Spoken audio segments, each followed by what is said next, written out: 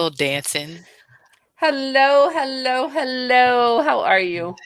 Oh, how am I? Grateful. I'm hmm grateful. How are you doing? I'm good. I had a moment there that was really funny Okay. because some reason my Instagram Mhm. opened. I always have my phone on do not disturb as we start the podcast, but my Instagram opened. So you did this really incredible live about the upcoming podcast, about the upcoming summit, Women Connecting Yes. Wisdom Summit. And so as we're dancing, I catch you Oh, and you like it was double the Shannon. twins. I was like, oh, okay. It was awesome. It was That's really funny. awesome. Hey, thank you, So, Instagram, for the algorithm, right? We could right? thankfully my stuff is being seen, but you see my stuff a lot, so I do. I do. I think I have one of those super fan badges, right? probably. Yeah. Yeah. Yeah. So, should we do our official intro and then say hello and check in some more? Let's do it. All Hi, right. guys. I am Shannon Mitchell, a Black millennial entrepreneur and Amazon bestselling publisher, author, and all natural product manufacturer. I'm a champion for your natural self care, sustainable business care, and intentional wellness. Hi, y'all. I'm Christine Gautreaux, a white social justice advocate, an international speaker, coach, Amazon bestselling author and publicist, and dancing social worker who helps you upgrade your self and community care. Together, we are a podcast rooted in the 8 dimensions of wellness and the co founders of Women Connected in Wisdom community. And we like to get together every week and invite special expert guests for intentional conversations about how to be wise in business, relationships, and wellness. How do we do it all? So much to do, so much to do. Right. Today we were talking about occupational wellness, and when we talk about so much to do, it reminds me of us working before the podcast, and you think it's 3 steps, and then there's all these other steps. It's always, something more to be done, a detail to look at, and I'm excited to have this conversation. I am too. Yeah. Even the pre podcast conversation, I have to say I feel called out a little. Mm. So so I have to tell our listeners, and Yeah. I'll put it in our show notes. Mm. And I'm not an affiliate. I should be because I've told so many people about this product this week. But when we talk about occupational wellness, like I'm getting my systems in order, especially around calendaring. I don't know if Mhm. anybody else has this issue, but I used to be a very faithful, tote it with me calendar Mm. person, Okay. right? And then I travel so much, I had to Mm. go electronic, or what I thought I had to do was go fully electronic. But Mm. I'm realizing, especially with my ADD, like the fully electronic does not completely do it for me. Because Mm. as you know, I'm triple booked this week, right? Mm.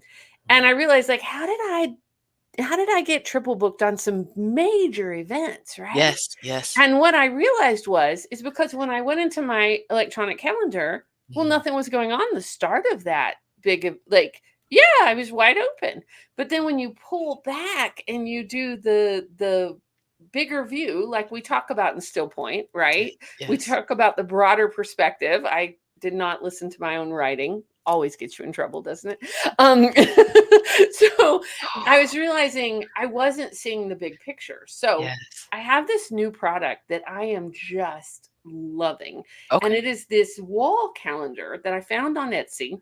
Mm. It was one of those Instagram ads. The algorithm completely caught me, but Mhm. it's beautiful. Mm. I'm going to show you real quick. Okay. Okay. Okay. Don't look at the mess of my organization on, but look at Ooh. that. So, for our listeners that are not seeing, they're just listening, it is every month has its own calendar. It has its own color. So it's this Yes. beautiful rainbow calendar Mhm. and it's reusable. Mm. So there's a couple of different ways you can reuse it, but I'm using clear sticky notes. And who knew that was a thing? Can you Oh, just, yeah. for somebody who loves office I supplies, love it. it was like, what? There's Mm. clear sticky notes. So I That's just have to share that my life and systems are improving yeah. thanks to a Etsy store called Kaleidoscope. They're based out of Mm. North Carolina, women-owned business, and Mm. I'm just loving it. And usually calendaring is a little torturous for me, but I'm just so happy to go to my little calendar. Yeah. And, this is what I wrote about in volume 2, right? Writing it down in the physical planner and then putting it digitally. Right? And, for the past 3 years, we've been doing the podcast. I'm like, okay, Christine, I'm going to work on doing my digital calendar. And it's always Mhm. been something I need to get better at. And I did it this week. And guess what? Wasn't written down. Almost anything for my week in my physical planner. You know what I mean? And we have the Right? conference coming up on Friday, Saturday. Like, Right? these things definitely have to be organized, but Right? that's why For I our love us. listeners, Yeah, before we get into the show, we hope yeah. you're planning on joining us Mhm, this Friday and Saturday, February 23rd and 24th. It's the second Women Connected in Wisdom Summit, and yes. we'll put the link in the show notes, but you can get your tickets for free over at Humanitix. Mhm, The other thing you could join us for is tomorrow night, Shannon and I are speaking yeah, at the Dances on Behalf of Peace event mhm, that Interplay is doing, the 12-day event, and where we are dancing for peace yeah, and talking about it. So we've got some full big stuff coming on. mhm. Yeah, we do. And how you balance that with the occupational wellness, with your Right? self-care, with what I like when I started working in this planner this year, I read the instructions that the supplier gives. And she said, Okay, fall wait, in wait, love. wait, pause. Mhm. Wait, pause. Okay, you read the instructions on your calendar? On the planner, Okay, because, on the planner. because I plan on having a planner, so I'm like, "Okay, Right? Yeah, let yeah, me no, see I what they love did." this. I Yes, love this. and I still need to get better at reading instructions, but that's another, Yeah, I'm not an podcast. instruction reader. Okay, I'm a no. leaper. If something goes wrong, then I back up and maybe Right. read them. Mhm, But mhm, mhm. oftentimes I just Google and what Yeah, I do wrong. But right, okay, I love this right. about you. I love So this detail orient. and I've been working on it, right? And what she said was fall in love with the white space and Mm, leaving space in your schedule. So I'm working on the digital, I'm working on the mm. space, and um that's what helps me do all of this stuff that we do when I think about this definition of occupational wellness. Fall in love with the white space. Yeah. Okay, I am really going to have to play with that Mhm. because that is not where I play most Mhm. often. Mhm. So I am really, yeah, okay. Yeah. I love that. Yeah, I love and that. so that's what I've been working through. Volume 2 for me is challenged me to hold my systems. That's what I talk about, and we'll get Right? into the conversation with our guests, Right? right? Maximizing your capacity, and it's not about doing more. It's about being Right? effective, minimizing burnout, making sure that you're organized. And what I've learned through the books and us working with all these amazing ladies and experts is you have to do the pre-work. Right? If you get there, you're just showing up for the task, you might not be ready, right? So make Right? sure you do your work beforehand. That means writing stuff down. That means communicating with your team, setting up realistic expectations. The task itself, let's say the project of publishing a book, usually we do a good job at making space for that. But then what about the follow-up? Right? Are Right. there any outlying questions, any outlying details you need to follow up with? Did you thank your team, right? How can you set yourself up for next time? But then you also have to rest, and that's the white Right? space, And right? doing it with ease and joy and laughter and chocolate. Like, I think all that is really important. I gotta take the chocolate off though, because and I was telling Pharaoh this week, I'm breaking out and the Oh, chocolate so is well, now it's it's not now your on the list of friend. things that I love Okay. that does not love me back. And we Oh, have I'm to know so what boundaries. sorry. Or It's a cup of good okay. tea or a good walk. I Mhm. took a beautiful walk today. I had a walking meeting this morning because the Yeah, weather was so gorgeous, and beautiful day. walking over by the Chattahoochee and doing creative collaboration, but while you're walking the dog, one of my favorite ways to work. Well, Mm, should I go ahead and give our listeners the definition we're playing with so we can let's do call it. our guest up here and Let's do jump it. into this combo? All right, y'all. So today's definition is about occupational wellness. Occupational wellness represents living in the purpose, passion, and productivity in one's chosen profession. Mm, This includes work life, and we always put it in quotes, mhm, balance, mhm. as a fulfilling and productive professional life is fitting to weave together with a healthy personal life. Whew. What stands out for you about that? Mm. The purpose. passion and productivity. Mhm, Because for me, I've been thinking about what I want to speak to the high schoolers about next month, right? mhm, And the productivity reminds me of, what do you need right now? Right? mhm, What's most effective to do? The passion is, making sure that your heart is in it so you can be enthusiastic. And when those two things come together, for me, I've had the beautiful opportunity the past few years of doing this with you, doing Shalo Glow, helping mhm, people in different facets. And that's what's made my occupational wellness, I think, increase since COVID, because I've been mhm. intentional about these three things. Mm, Yeah. What mm. about you? Yeah, I think about, well, I mean, this morning I was doing this meeting, and, there's a lot of reasons that I could talk about being stressed right now, just how many balls I have that I'm juggling in the air. But I really just took a moment and I took a deep breath. And I was so grateful, right? I was so Yeah. grateful that I work with people that are like, "Hey, you wanna walk for our meeting today?" Why, Right. yes, I do. Yes. Like, that is perfect. Let's Mhm. not do it over Zoom. Let's meet at the park, right? Yeah, yeah. So I think about that. I think when we were saying all the P's, I love alliteration. So when Me you were too. saying purpose, passion, and productivity, I was thinking peace because we got this Mhm. peace thing going on right now, and we're speaking at Yes. it tomorrow. So I was thinking how to have peace in that, right? And how to have peace when we're also out of balance, right? Because I'm out of balance this week. I've Mhm. got more on my plate that needed to be on my plate. I It's understand. temporary, right? It's going to Yes. come back. But even how to be in peace in those moments of when we're making change, or when, you know, we're talking to our guest today about transformation and social change makers. And Yes. there's times, you and I were having this conversation earlier today because we're prepping for tomorrow, about there's times when it's important to, in order to create peace, you're not in peace, like Mhm. you're having the difficult conversations, or you're having the, and so I'm thinking about all that swirling in my head with occupational wellness today. Yeah, that makes sense. Hmm. That makes sense. And you saying that reminds me, before I read our guest bio, it reminds me of a conversation I had with somebody at work, and a trainer, asking how to coach somebody.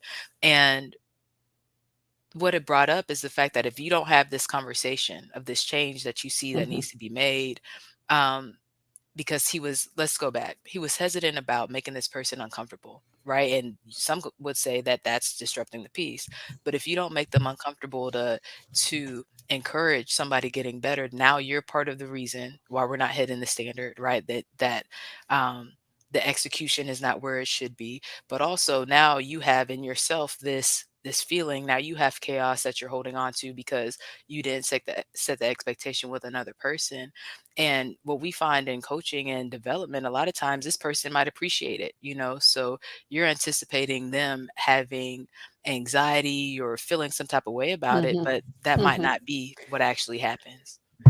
Well, and especially if we talk about things like that with kindness and care. Yeah, Even when we're talking about things that may not make people comfortable, we can approach it from a peaceful place and kindness and care. exactly. And I love that. Yeah, Mhm. Okay, so are you ready for us to jump into this conversation with our expert guest? more than ready. Yes, yes, let's do it. Okay, guys, so let me introduce who we're talking to this week. Shilpa Jain is currently rooting herself in Oakland/Berkeley, California. For 11 plus years, she served as the executive director of Yes, working with social change makers at the meeting point of internal, interpersonal, and systematic change, and aiming to co create thriving, just, and balanced ways of life for all. Prior to taking on this role, Shilpa spent 2 years in the education and outreach. Excuse me, as the education and outreach coordinator of Other Worlds, and 10 years as a learning activist with Shikshantar, the People's Institute of Rethinking Education and Development, based in Udaipur, India. I think I said that right. Yes, where she served as coordinator of the Swatgami Walkout/Walk Ons Network. She has facilitated dozens of transformative leadership gatherings with hundreds of young leaders from over 50 countries. She is passionate about dance and music, Mm. organic and natural farming, upcycling, and zero waste living, asking appreciative questions, and being in community. A focus on healing, forgiveness, compassion, love, and wholeness permeates all of her work and life. Help us welcome to the stage Shilpa Jain. Hi, Shilpa! Shilpa. Thank you all. Thank you. So Absolutely. good to see you and meet you again. Yes, Mm. yes. Happy you're here. I love that you started the show with the dancing. I was dancing backstage with y'all. Thank you. Yes, yes, you were included. I saw you busting a move. From my little seat here. Yes. Yeah, We are embodied podcasters, that's for sure. Wonderful. yes. So when you hear our definition of occupational wellness and think about the topic that we're diving into today, transformative leadership and social change makers, what comes up for you? I was thinking about this and listening to you both talk about your calendaring and talk about so much to do. Yes. And, I was thinking to myself, one of the things that's been really beautiful and also challenging in my own life is updating my own sense of what is success. What does that look like? What does productivity look like? Right. Because I think the models that I was given were ones that were overworked, overdoing, exhausted, and feeling like this constant sense of urgency and scarcity, which I think undermines our wellness in deep ways, both personally as well as in our relationships. Because if I'm carrying like my work is the most important thing about me, which is one cultural, and I think it's easy in the U.S. to forget that's just a story that the U.S. tells itself. Like there are many cultures that don't operate that way. That like what I do, what I'm producing is what's the Right. most important thing about me. But I don't think we've had enough conversations in the US to really like update our sense of what does success mean and what does well-being mean. And I've seen that both in our kind of traditional sort of business world, but also in the world of social change makers, where it's just transferred the same ethos. The problems are so big, the urgency is so big, whether it's racial justice or climate change or immigrant justice or LGBTQ or any of these things, which are all beautiful, important things. And yet, how we care for ourselves and how we care for each other has not been updated to reflect the world we want to see. So we're in that battle of what we need to do, what we're supposed to do, how we should be, and taking some time to maybe slow down and look at like, well, what does it look like if I'm practicing the world I want to see every day? What does that Yes. look like actually? And how does that shift then how I am with myself, how I am with others around me, and how I am with my work? I Because love it will fundamentally shift. So So how has your definition shifted since you've been sitting with that? yeah, it's something I've been thinking about for a long part of my life, which I grew up in Chicago. I was uh, kind of steeped in social justice, environmental issues, feminism at a young age, got very activated, and was looking into that. And I kept coming back to this truth that my friendships and the relationships that I had were what really lifted me up. And Yes. even in all the work that I do, that was always the foundation. I got to like develop these meaningful, intimate friendships with people who are also passionate about and cared about the same similar things. And at the end of the day, celebrating the person and the people before the agenda and prioritizing the person and the people before the agenda became so clear to me. So as I've been sort of like sitting with these questions and looking, I'm like, all right, what does it look like collectively when we start to do that work? I feel like I've been doing that personally. I've tried to embody that in some of my work and invite more people into that conversation, that it's not just about getting the things off our checklist, whether those things are, social justice oriented or successful businesses or, being good media spokesperson, whatever our thing is.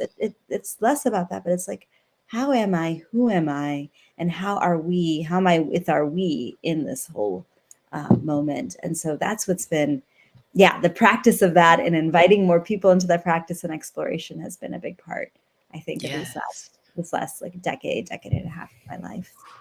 You haven't even been on stage 5 minutes, and I feel like I need to re-listen to this episode already. Yeah, I want to ask a question, Shilpa, because when you talk about that it's transferred over to social justice organizations, and sometimes in my experience, it's even more so. Because I've worked in nonprofits almost my whole career, Wow. and the expectations of that are often unrealistic and unsustainable because so many times when folks work for nonprofits, we are passionate about the mission. We are like devoted, but then it's so easy to get out of balance and it's not sustainable. So I kind of want to ask a practical question. I could say asking for a friend, but y'all know I'm probably talking about me. Um, Right. like, how do you make that shift? Yeah. Like, how do you start to make that shift Yeah. towards Thanks for that. sustainability? Thanks for that, Christine. Yeah, I think you're hitting the nose on the head where it's like, yes, because we care extra, because we love this issue, we care about these people, we care about this planet, we care about whatever it is, we go above and beyond our capacity. It's easy for that to happen. I've done that myself. I was an ED, as Shannon mentioned in my bio, for 11 years. I was 10 years a learning activist in India with this people's movement on rethinking education and development. It's so easy to go to the place of self-sacrifice, and not the sacrifice that, of course, there's some beauty in sacrifice. I don't want to diminish sacrifice entirely, but there's a place where that cup starts to drain and drain and drain, and I'm still pulling from the dregs of my cup to keep feeding the work. And how to make the shift, to me, is about first pausing to recognize. The first thing that always is so crucial is to pause.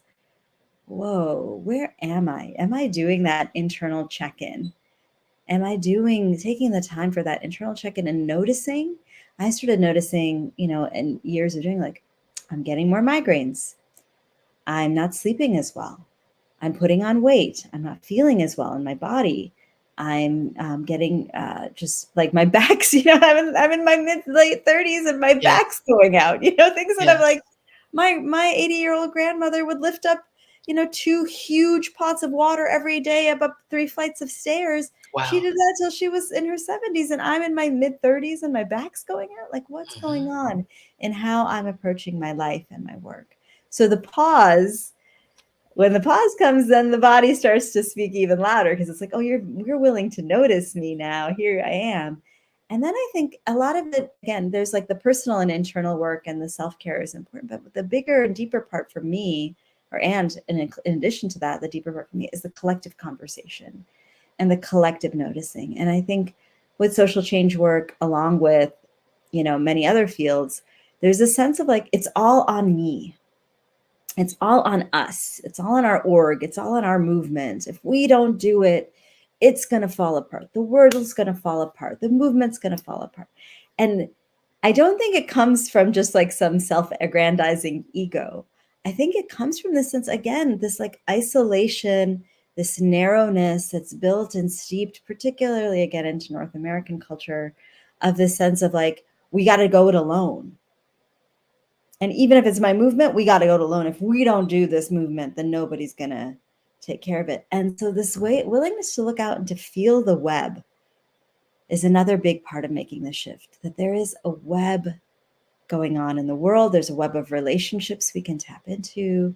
The earth is a web that we can also join forces with, that there is so much more out there, and how to shift from that isolation and then all the pressure and weight, which then necessarily will lead to collapse, into the sense of like, oh, there's a lightness I can approach this work with. Even serious work, it doesn't have to be held in a way that weighs down my body and spirit, because I'm looking at it in the web. I have a part of it. I have my part to contribute, for sure. And it's not the whole. And that is the shifting, the mental shifting, Yeah. that then helps the whole rebalancing of the system, So those are a couple I pieces. so resonate with that. And I'm a certified interplay leader and practice like our body wisdom and listening to our bodies and that approaching it with grace and joy. And yeah, thank you for that answer. Shannon, you look like you had a question. Well, not a question. I just wanted to add, because like Shilpa said, it's the pause.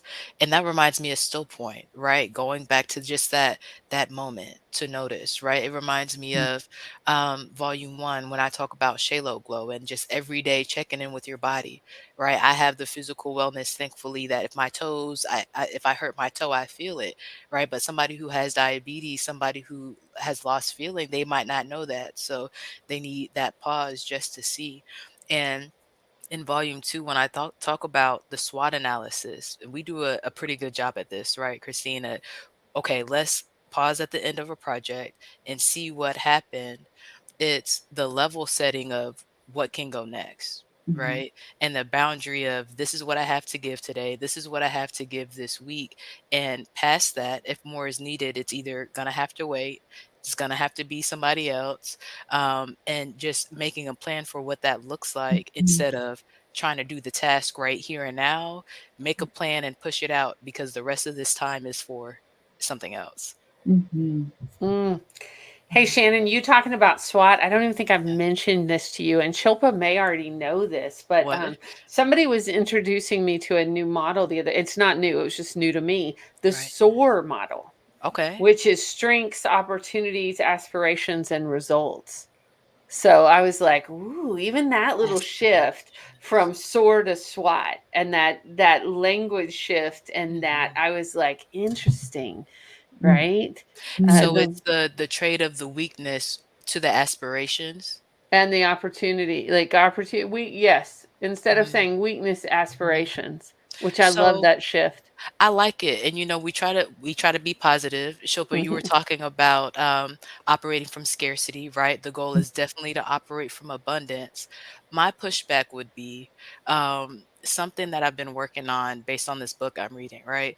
And it's a book about sales, and she's talking about always remembering to consider your competition.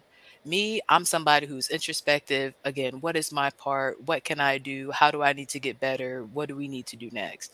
But it is important as a person to know what your competition is, to know what your weaknesses are. So for me, when I hear aspirations, that's a goal for the future, but we still have to be intentional on, but maybe it could be the opportunities in the project. And that's what it's talking Right. about. But I think it's important to say, hey, we could have been stronger here. What do you think? Mhm. Do you think that it still covers the conversation as effectively? I don't know. We have to explore Okay. it. We have to look it out. It's really brand Mm. new, introduced to me. Yeah, it's And it true. made me think about it when you said that. I was Yeah. like, okay, right? Like, Mm. and that's the thing I think, Shilpa, some of the things you're talking about brings up for me is, and we know, right? Like a lot of times when it's the water you swim in, Mhm. you don't recognize that you've taken a big gulp, right? Because you're out here swimming in it. All the And Yeah. nuances. Yeah. right? And actually, and collectively, the water level keeps rising. And Whew. so, oh, it used to be okay, you work an 8 hour day, 5 days a week. And that was now it's like, nope, got to work that 10 hour day. Nope, we're all working now on the weekends. Nope, we're all working on the holiday. What holidays? What? Oh, we're working on the Right. next. What? Why Right? is it that 40% of Americans have never like taken a vacation? Like that's we have a weird water level in this in Right? this country. So it's our I think that's even part of it too, is to recognize like what is the water we're swimming in, and is that reflective of the world we're trying to create? I love it when you say it that way. Yeah. Yes. Yes. And that's where I'm connecting your point about Mhm. opportunities, aspirations, and Yes. Mhm. also it could be weaknesses and threats. We could look Mhm. at it either way, but what we're trying to get to is like, what do we want our lives to look like? What do we want, Right. not just Right. personally, collectively? What do we want? We want to have oh, I want to be able to walk in my neighborhood and Mhm. feel relaxed. I want to see Mhm. beauty around me. Okay. Yes. So how am I living a little bit of that every day? Am Mm. I living that? Or am I like tied to my computer where I'm like, okay, I'm not gonna leave from here and day to night I'm in one Right? spot. Yeah. Um, And I think there's that again, there's some kind of just like it's like a mismatch because we don't slow down, because the Right. speed and the urgency is there, then that gets missed again and again. And so I keep coming back to just like put personal pauses and collective pauses. Mm-hmm. That opportunity to do, whether you do SOAR or you do SWAT, like Mm-hmm. just come down and slow down. Like, what is happening to us as a result of what we're doing? Mhm. Personally, interpersonally, and systemically. What is happening? Mm-hmm. And how can we be honest with ourselves about that and gentle with ourselves and compassionate and accountable to ourselves about that? Like there's a both and in all of that. Um, Yes. and so that to me is like what is in service of the occupational wellness. And I think that is what transformative leadership is about, is the willingness to take those moments, to pause, to Mm-hmm. reflect, to operationalize or make that a collective natural practice. So we get the feedback to feed Mm. forward, you know? Um, Right. Yes. it's all around us. And I work a lot also. I don't know if this came out in my bio, but I do work a lot on conflict transformation with people. Mm. Mm. And I'd say, maybe without exaggeration, probably over 90% of conflicts happen because of speed. Mm. Ooh, Because say more about that. sure, something happens. Let's say, Christine, you and I are working together. Something happens between us, a misunderstanding, but I'm going fast. So I make a story up about Mm-hmm. it. Mm-hmm. You make up a story too. Then I go over to Shannon. Oh, Christine did this. And Shannon is also going fast. And oh, her story and my story connect. And boom, now we have a Mm-hmm. campaign. And now we've gone bigger. We got bigger. We get bigger. And it goes, it's so quick. The mind is so quick Mm-hmm. to generate an airtight story with ample evidence in a moment. And I Mm. need that. If I don't pause, I don't Mm-hmm. actually get a chance to say, like, well, what happened for you there, Christine? Let me share what happened for me. There was this impact. Mm-hmm. What was your intention? Oh, you meant that. Okay, I see that. I get it. We slow Mm-hmm. down, we work it out, we clear the space. Mm-hmm. It's fine. But in the speed, in the rush, there's Right. no time for it. So the story gets created instead of the actual interaction and relationship. And throw technology in the mix, and it's a hot mess because Right. then it's just even quicker, right? Like even less time. And I am interpreting emojis and texts and emails. It's not even a conversation or an interaction. It's like I'm interpreting things that are already 2 or 3 degrees removed from a like human holistic interaction. So, Or the lack of them. right, So I exactly. find it interesting right now, right? I find it interesting that folks nowadays want instant responses. Like they're, and this is in all levels of different organizations I've worked in, but people are so used to being connected to their devices that when you don't respond immediately, they make up a story about that. I got an email at 9:30 Saturday night. And I did respond and I responded with care, but it was a short response because it was 9:30 at night. And it was so interesting. It's like, and checking myself on that, like, oh, that wasn't a good boundary. But also noticing that, why did I feel compelled to do that at that time? And it's like, it's that, whoo, right? It's Mm. And for me, what comes up there, Christine, is, and you know how I am, right? People can have their expectations of immediate response, but this is what it is, though. Like the right. level setting of, and this is what I have the capacity for, right? This is Right. how it will actually move forward. And hoping that if somebody does have a story, that they will bring it to me. You know, and we can address it. We can be open. And Right. I'm thinking about my wisdom in action. I know we're not there yet, but I love how you said the leave space for the pause. You know, Mhm. just leave space for Mhm. it, leaving space to have that conversation. Mhm. And that was one of my favorite lessons from being an RA when I was at Kennesaw State, is the conflict mediation between the residents and the Mhm. roommates, right? And Mhm. realizing how, just like the example I gave earlier, how nervous people were about confrontation. Oh, I don't like confrontation. Well, who said it had to be confrontational? Why does it have to be a Mhm. confrontation when we're communicating? Even if it's something that you might think somebody else might not like, I can calmly, from a place of love and peace and understanding, leave space for it, and let's put it on the table and talk about it. Right. And we were talking about it at the Glow Club this past weekend. I'm going to start calling it the processing table. Right? It's like a surgery table. Let's put it on the table. Let's process it and take it Mhm. apart so that we can really deal with situations, deal with things that happen, and continue to move forward. I want to be Mhm. light. I'm not carrying all this stuff my whole life, Mhm. but we're not sweeping it under the rug. I'm not holding on to it and getting sick. We're going to put it on the processing table and work through it. I love that. Mm. Thank you for that, Like, Shannon. Yeah. And it connects to what you said about falling in love with the blank space, the white space in your Mhm. calendar, like actually I can't have that kind of spaciousness if I'm carrying all this stuff around. Mhm. that's And a good point. you use the term also expectations, right? A lot of time I'm holding expectations. This person in front of me or these people in front of me, they don't know my experiences. They don't know my history. They don't know my needs. I sometimes barely know my needs, Right, How right. is this Yes. other person going to know and get it right? And Mm, but again, in that rush and that urgency to be productive, to get it done, to finish Mhm. whatever it is, we miss the opportunity. And I've seen so many relationships just fall apart. I also see a lot of people suffering in their workplace so much because of those relationships, because they don't put things on the processing table out of a story of what the other person can do or can't do. mhm. Again, because our minds are so quick to Right? create this story that then they're suffering.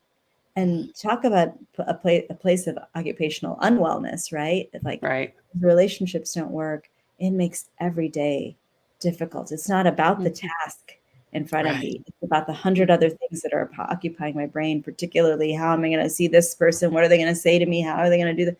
And I'm Mhm. not putting stuff on the table and processing it. And so it doesn't move.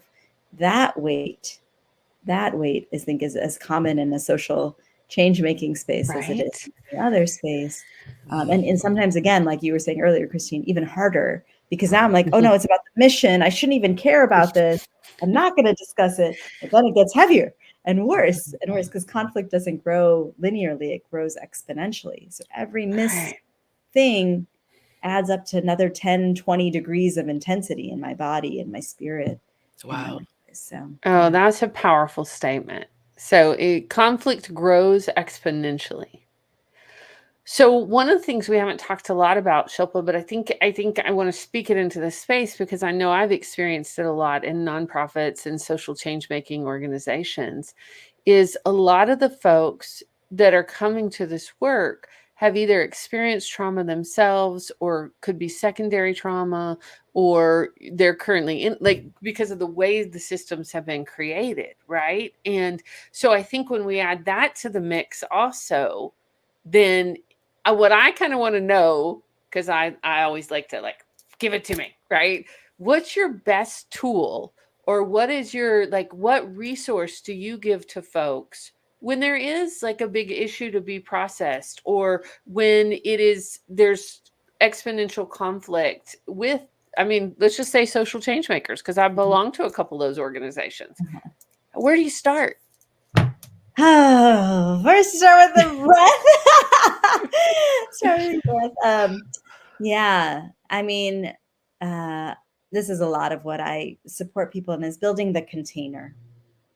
Because first we have to build a container that actually is different than that scarcity, urgency, competition where like there's only going to be one winner and everyone else is going to lose. Like moving out of that container, the dominant Right. container, into one that is intentional, co-created, conscious, right? Moving, sometimes they call it moving from the unconscious container that many of us have been steeped in to a more conscious container. And that's a collective practice. So it's arriving, having a clear invitation to people, like, let's face this thing, let's bring it to the table, and letting people consent to do that. I can't spring that on them. It doesn't work, right? Then people go in their defensive mode. But if they're invited, hey, there's some stuff we need to talk through, let's bring it to the table, let's do it in a conscious way. We set the invitation, people arrive, we ground together, We bring in our truth of terms of like how we're arriving, how we're feeling. We connect the dots. We tell the story. We weave where we're coming from, framing where we're going today. We set our agreements of how we want to work together. We set our intentions, moving from expectation to intention.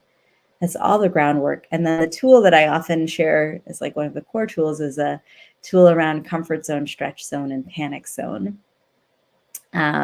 Which I'm happy to, maybe we can put in the show notes, the graphic that I'll use around that. But the essential idea that we each have a comfort zone, which we're comfortable, where we know that is unique to each one of us. And collectively, we may also have a collective comfort zone that's also familiar to us. Then there's the stretch zone where I'm uncomfortable and I'm able to listen. I'm able to be present. I'm able to speak from my heart, speak from the I rather than in generalizations or, collective terms that maybe people agree or don't agree. But I'm here, I'm in myself. And then there's my panic zone where I'm not present, right? I'm not able to. And then collectively, we might be in our panic zone where we've been in a reactive space. That becomes normalized. That becomes our comfort zone because we're so used to it. So we have to slow things down and then letting people sort of name like, this is what's been going on for me. This is where I'm at. And practicing stretch in our listening as much as in our sharing. So I'm speaking, but I'm also willing to stretch my listening to receive information new that might shake up or disturb the stories I've created. And that's okay. And I can slow that down and slow that down. So I'm naming a bunch of tools, but it's a lot about the container, a lot about slowing down, and a lot about bringing this awareness, inner awareness in, and sharing that collectively with our listening as well. I love it. Shilpa, in the piece that you shared this week, one, I love your vulnerability, and we talk about social wellness, friendships. So if you haven't read it, y'all, sign up for Shilpa's newsletter. And this was really good. I want to talk about this layered trust that you Mm. mentioned, right? You said layered trust has been vital to weathering the storms in your leadership experience. And can we talk about that in the context of building this container, right? Transformative leadership and taking the pause that you're talking about. Yeah, absolutely. So the layered trust I'm talking about is that trusting myself. Do I trust myself? Am I building my own sense of self-trust? Which again, Shannon, as you were saying, like that self-care, that pausing, that's how I know I can trust myself, like am I actually doing that for me?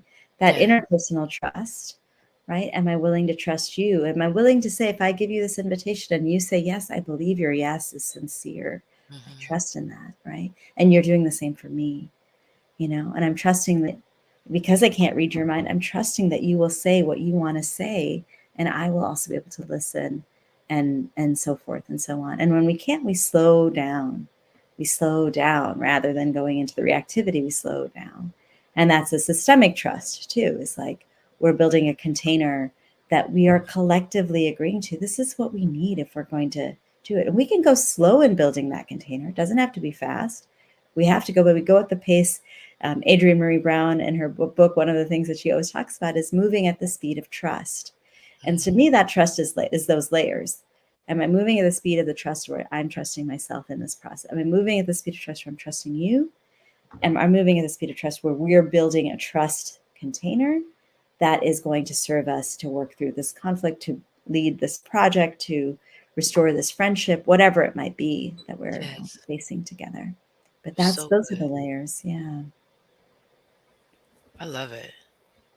Yeah. Is there a pace that you suggest when you talk about the pause and the space? Yeah. What type of framework would you give to somebody who's working on resetting their pace since we've been going Mm, so fast? mm. Well, I like the advice I once got from one of my mentors, which was start anywhere, follow it everywhere. Okay. So if what you can start at is 30 seconds, great. Start there. Maybe then you find that 30 seconds becomes a minute of pause. Maybe you can find a little bit more and following the thread of what happens to you.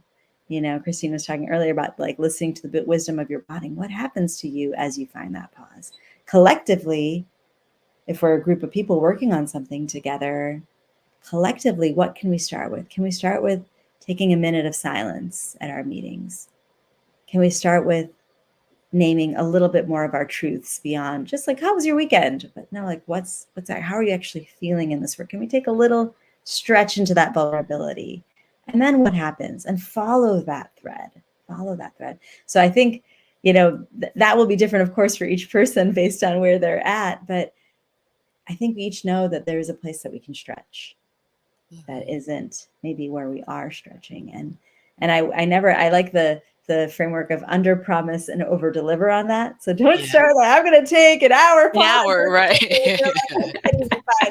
I find a minute, take your Yes. minute. Mm-hmm. Take your minute. The Mm-hmm. minute's still going to be worth something because every little bit expands our stretch zone. And Yes. celebrate that minute, celebrate yourself, honoring. Taking this minute to tune into my own trust of myself, Yes. and And so on and so on. Let it build from there.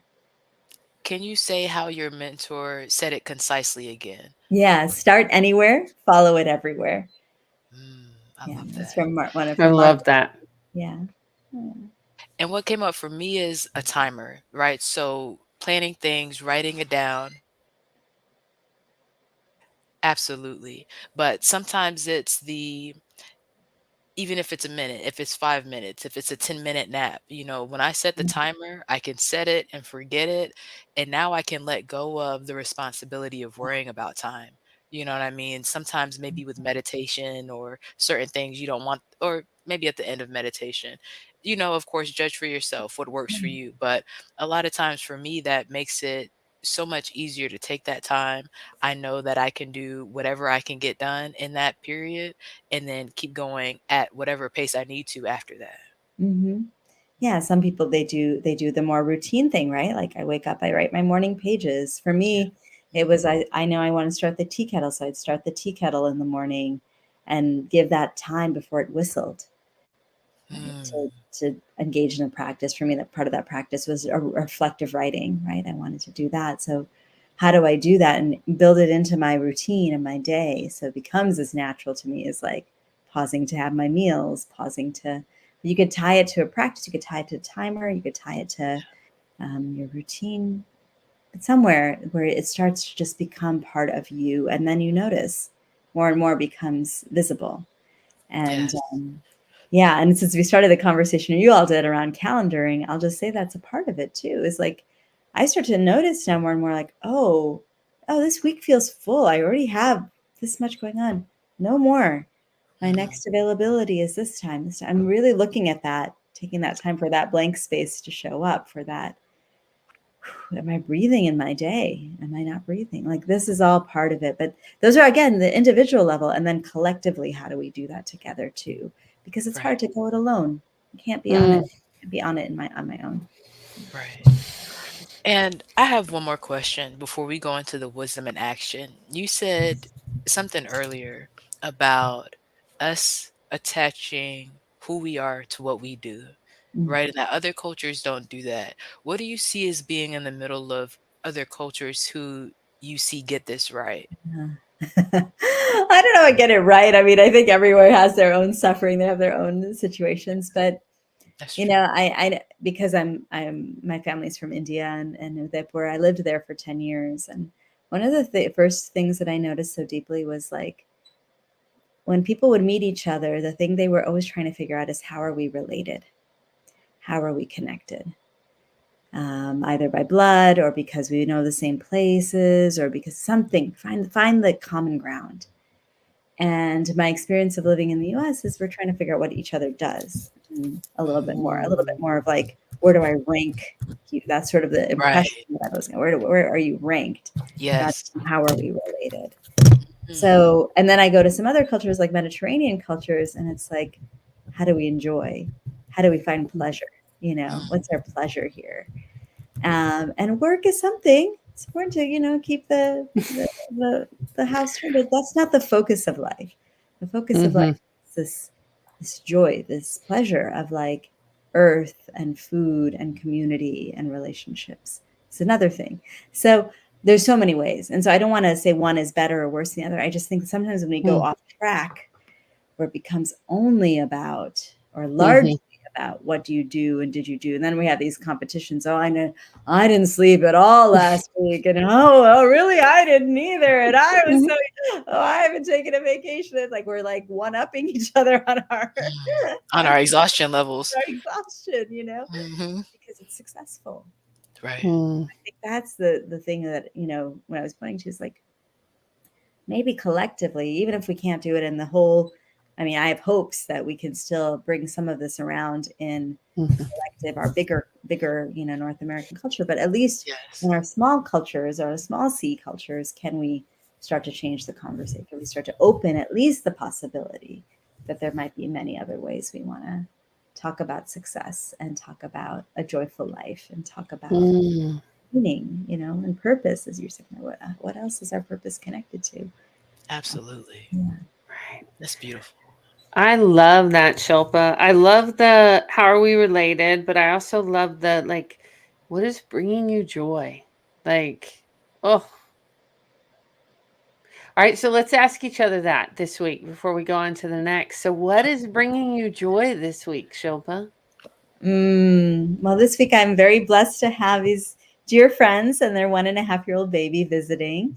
So Yes. that's great joy. I'm also hosting a South Asian women's brunch, which is Mm. kind of revived since COVID. It's been off for a few years, but I've made a new friend recently, and part of our friendship is leadership. The thing that we're doing together is opening this brunch again. So I'm very excited for that. And yeah, for me, I think so much of my joy comes from relationship and community. And so any little moments or experiences of that I get during the week and I have is really my deep joy.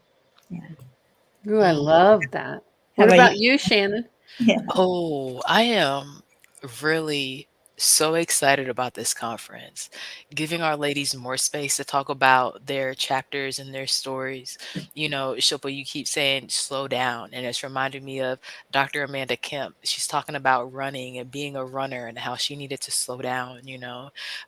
We talk a lot about a lot of different things in this book, and I think they're really timely. So to give the ladies more space to talk about their resource, talk about why it's been effective for them and how they stumbled upon it through their stressors and situations and opportunities that they have turned into something beautiful for themselves and other people. I love that we do this. I love that we do that. So 2 days with the ladies, like I'm getting ready for the party. So that's my big moment of joy, one of the big moments of joy for me this week. What about you, Christine? Well, I mentioned it already, but getting to go walking and walk near the Chattahoochee, which is one of my, I love that river, Mm. and connection. I mean, I am full up on connection this week. But we have over 350 people registered for this dance on behalf of peace, and Yes. so I'm getting to see people I adore and meet new people, and then we have the Connected and Women Summit, Women Yes. Connected in Wisdom Summit. Let me be able to Yes. speak today. Um, so I'm delighting in connection and Mm. dancing on behalf of peace. I think both of those things just bring me a lot of joy, Mm. and looking towards that versus the tech. Right. Versus the work side of it. Mm. Yes, I hear you. Mm. I hear you. I hear you. Very. Okay. Beautiful. So what about, yep, and this is what I was going to say, that we jump to the wisdom in action. So Shilpa, as our guest, I'll let you go first again. What are you doing intentionally this week for your occupational wellness? Mm. Well, really tried to space things very much, a lot of that calendar spacing, so I could leave a lot of time for these friends who are coming. And also, just one of the things I started doing is I'm like, I am only taking on this many projects. I am not taking on more. So I did a great practice this week where two more opportunities came and I passed them on to other people. Again, believing in the abundance that there is more than enough out there. The web is there. I do not need to carry it all. So I did that this week. I feel really good about it. So honoring my boundaries and limits and embracing the empty space, really knowing that this is enough for this time, like really honoring the enough. Um, that's what I I'm love doing. it. Yeah. Honoring boundaries, honoring the nothing, leaving space. Leaving space, leaving Right. space. What about you, Shannon? What are your wisdoms in action this week? And I said earlier I was talking about leaving space, but my calendar looks like your calendar. Like there is less white space. You know what I We mean? gotta, we gotta, we gotta reverse that for You both of us, literally right? Right. reset. That's the beauty of time is you get another Yes. reset every time Yes, you right. end. Right, right. Yes. So let me see. My wisdom in action is what I will actually say is leading connection. I've thoroughly enjoyed being a young leader, and being able to help these Mhm. women use their voice, to be able to develop management teams and sales teams and kitchen staffs and venues and like to have that opportunity and be 30, it still flabbergasts me. So I'll say leading connections. I love that. Thank I you. think this week I'm gonna go with pause. Like, often I say calm in the midst of chaos, but like pausing in the midst of these big events. I remember the first time I did a triathlon. I was swimming around the buoy, and the sun was shining, and I was the only person out there that paused. And I just took a moment and I looked up. I was like, "Oh wow, like you're really doing this." And I Yeah. feel that often in my life, like big things, big events. And I do remind myself to pause. And I appreciate that reminder, Shilpa, that it's Yes. like in the midst of these we're doing some big things this week, that we Mhm. can pause and soak up the joy of community and what we've created. So I think that's mine. I love it. Yeah. It's so Yeah, important to do that. celebrating those small wins and those big Mhm. wins, taking Yes. Right? time for the celebration. Yes. Well, Shilpa, I have thoroughly enjoyed this conversation. Mhm. Can you let our listeners know where to find you? I told them about your newsletter. Can you tell them about how to get connected? Sure. Yeah. So my newsletter, my Substack is there. Feel free. There's lots of juicy articles around leadership and healing and community and conflict. So feel free to check that out. I am still doing some facilitation for the organization I used to direct called Yes. And so yesworld.org is great. There's a lot of upcoming jams, which are this co-creative learning experience of that conscious container building and all of the healing and magic and vision that can come through when we practice that way.